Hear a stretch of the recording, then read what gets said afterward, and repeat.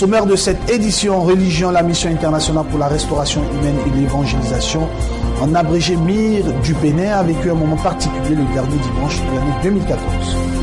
Actualité internationale en Égypte, la presse condamne l'attentat contre Charlie Hebdo, mais avec des réserves.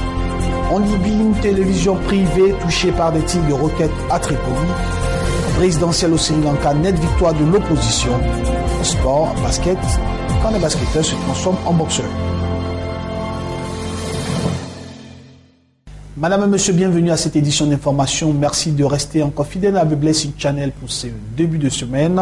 Nous ouvrons par la religion au Bénin, la mission internationale pour la restauration humaine et l'évangélisation, en abrégé MIR du Bénin, a vécu un moment particulier le dernier dimanche de l'année 2014, une occasion très bien saisie par le président fondateur de la dite mission, le prophète Emmanuel Adonkan, pour exhorter le peuple sur l'importance de la louange du Dieu Tout-Puissant. Suivant ce reportage signé Béni TV Bénin.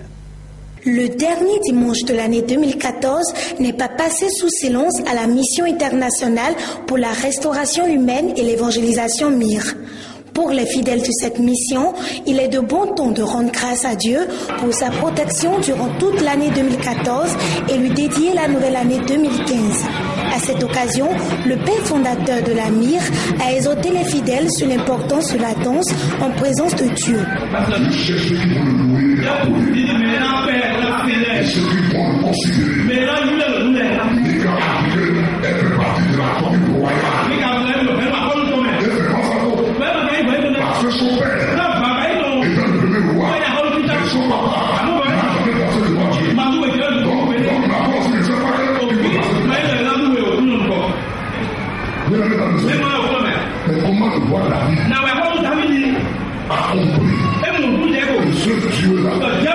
C'est le Dieu vivant qu'il faut penser. Il a compris que lorsque deux voix se présentent, celui qui est supérieur à l'autre est soumis. Lors de ce dernier culte de l'année 2014, le prophète Emmanuel Adonkan a saisi le moment pour adresser une prière spéciale à Dieu le Père à l'endroit de la chaîne de télévision Béni TV.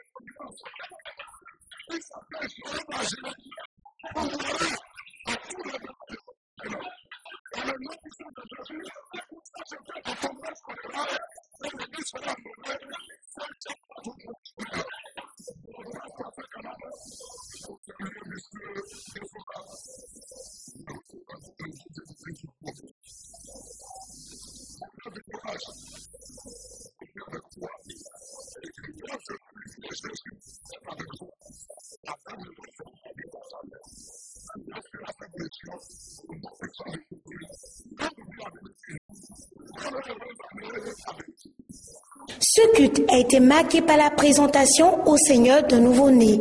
Puisse Dieu bénir la nouvelle année pour tout un chacun. Amen.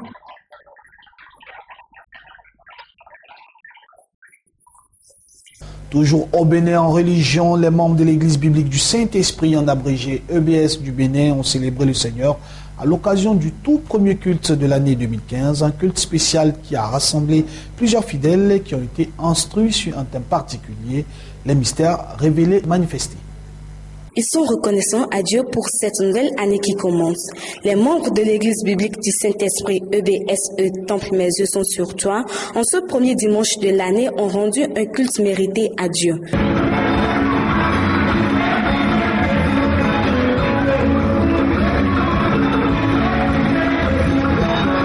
Les fidèles ont bénéficié au cours de ce culte de la nourriture spirituelle tirée du livre de Romains 7, versets 24 à 26 et qui a pour thème les mystères révélés et manifestés. Thème qui va servir de guide pour cette communauté en 2015.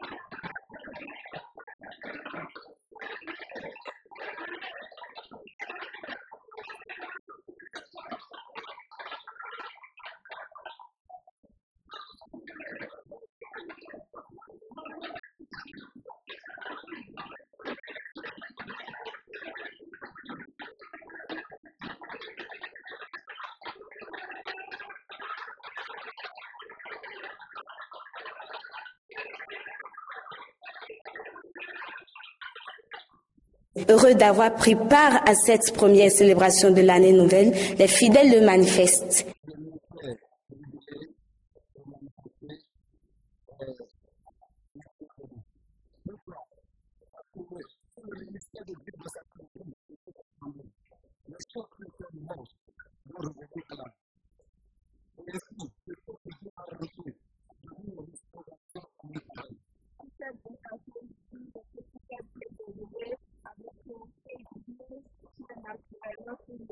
Le culte s'achève par le renouvellement de l'alliance avec Christ à travers la Sainte Seine. En Côte d'Ivoire, un grand programme se tiendra du 21 au 25 janvier 2015 à l'église évangélique La Bénédiction avec la venue du prophète Prince Osei du Ghana. Un programme essentiellement marqué par l'école des prophètes qui se tiendra les jeudis 22 et vendredi 23 janvier 2015 de 8h à 14h. Il faut le préciser, le prophète Prince Osei est le fils spirituel de l'archevêque Duncan Williams. Actualité internationale à présent au Nigeria, le président Jonathan Goodluck, candidat à sa réélection mi-février prochain 2015, a lancé sa campagne depuis la semaine dernière, fief de l'opposition sur fond d'avancée du groupe islamiste Boko Haram dans le nord-est du pays et aussi dans un contexte assez difficile pour la première économie d'Afrique.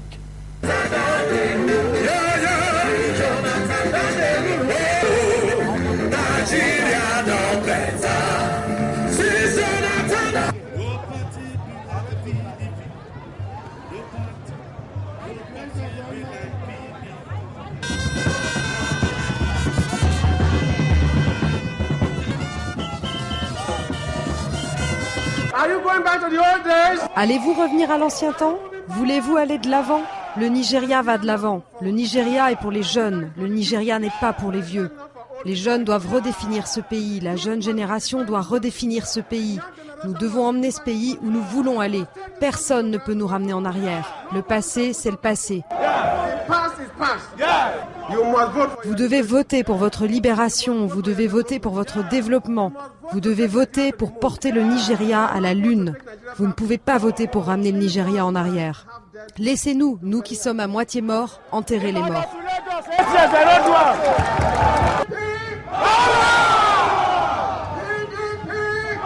Le Zimbabwe exportera au moins 62 de ses éléphants à l'étranger, faute de financement suffisant pour garantir leur sécurité et aussi, il faut le signaler, à cause d'une population des pachydermes en forte hausse dans ces parcs naturels. Toutes les destructions que vous voyez derrière moi ont été causées par les populations de grands éléphants du parc national Hwange qui pèsent sur la végétation et les ressources en eau. Nous avons environ 40 000 éléphants au parc national Hwange. Et cela signifie que nous avons besoin de beaucoup d'essence pour pomper l'eau ici. 200 litres par jour pour chaque éléphant. Donc vous pouvez multiplier cela par 45, ce qui nous donne 90 000 litres par jour nécessaires aux éléphants.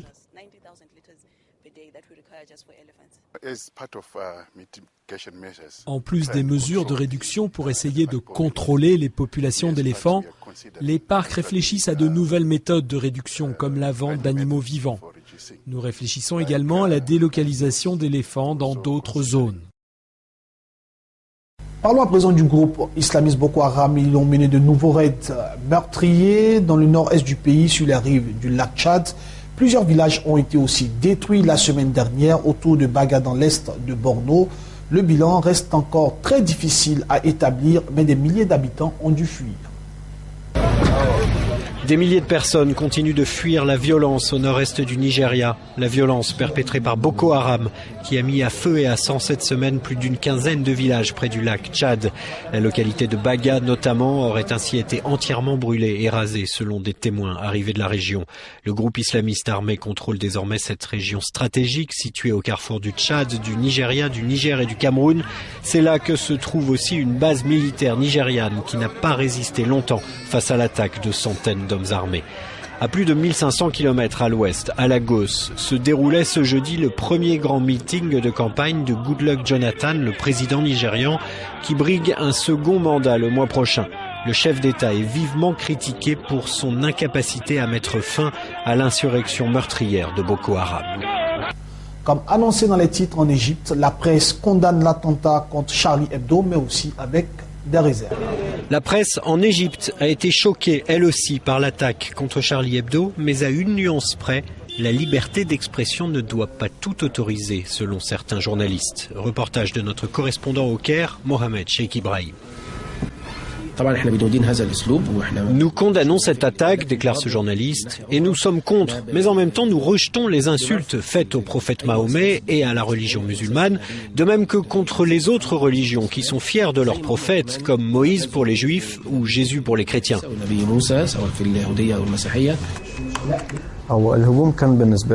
Cette attaque nous a tous choqués, que les victimes soient journalistes, civils ou de quelque religion que ce soit.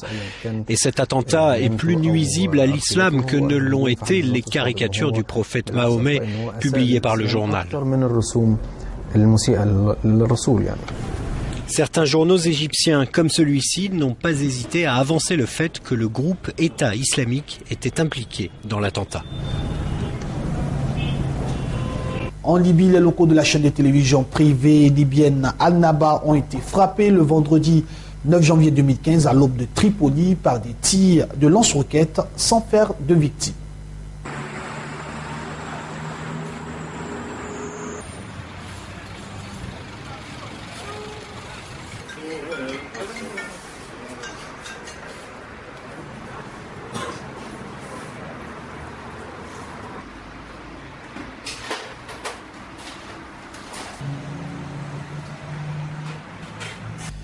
Au Sri Lanka, les partisans de l'opposition ont célébré sa victoire à l'élection présidentielle sri-lankaise à l'issue d'une campagne âprement disputée.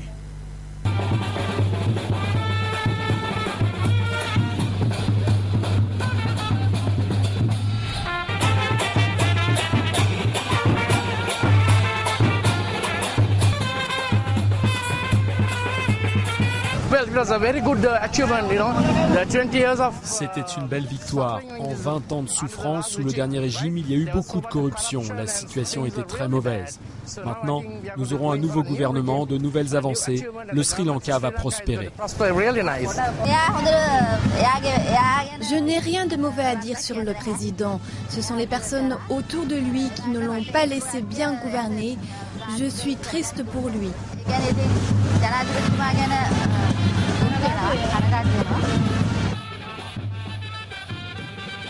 Terminons cette édition d'information avec le sport, précisément le basket et aussi particulièrement en Monténégro, où des basketteurs se transforment en boxeurs. Au Monténégro, un match de basketball en apparence banal s'est transformé en véritable pugilat. L'équipe de Podgorica recevait les Turcs de Banvit pour le compte de l'Eurocoupe quand un spectateur a fait irruption sur le parquet. Il s'en est pris au Dominicain Sami Meria, mais il n'avait pas prévu que la réaction de son coéquipier Earl Roland serait aussi virulente. S'en est suivi une altercation impliquant joueurs, supporters et policiers présents dans l'enceinte. Finalement, le calme est revenu et après 15 minutes d'interruption, la partie a pu aller à son terme. Le score, 74-68 pour les visiteurs. Madame et monsieur, ici pour en faire cette édition d'information, j'ai été très heureux d'être en votre compagnie. Bonne suite de programme. Suivez Blessing Channel, que Dieu vous bénisse.